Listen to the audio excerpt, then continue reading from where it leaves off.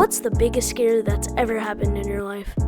Some might say Y2K, and others might talk about a scammer almost taking their life savings. I do agree that both of those seem pretty bad, but I have a different kind of scare that's personal to me. Hello, my name is Prakrit Bardwaj, and today I'm going to tell you about the time my house alarm went off when my family and I were almost 8 hours away in the casino capital of the world, Las Vegas, Nevada.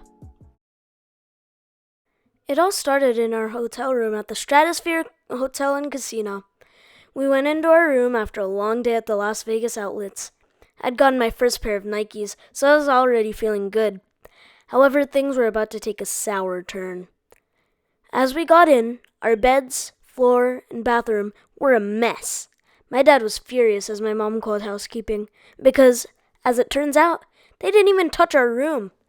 Of course, this might seem like a first-world problem, that my parents were overreacting, but my dad had already dealt with bad stuff at this hotel.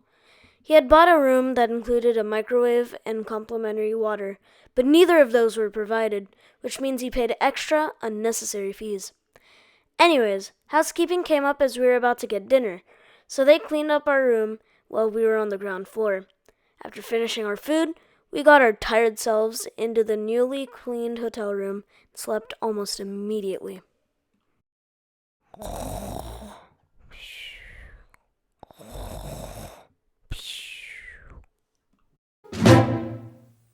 I woke up in the middle of the night, confused. My parents were panicking while my brother was on his phone checking the security tapes. I started questioning my parents, but they kept ignoring me. After a few times, I got sick of getting ignored, so I yelled at them. They understood my frustration and sat me down to tell me the bad news. Someone might have broken into our house. I was taken aback. Breaking into our house? Why? I didn't know that we had a lot of valuables, so I couldn't understand the robber's reasoning. However, I did start to freak out because the only valuables that I really knew about were my instruments, and I wasn't ready to part with that. After panicking the whole night, my parents called everyone they knew to see if they could check on our house. Finally, one of our family friends, bless his heart, said he could check. Meanwhile, my parents decided we could no longer stay in Las Vegas. We swiftly packed up our bags and headed for the car. We stopped at the Starbucks in the lobby to get breakfast while waiting for the valet, when we got a call from someone. My dad pulled out his phone to see that it was the family friend that checked our house.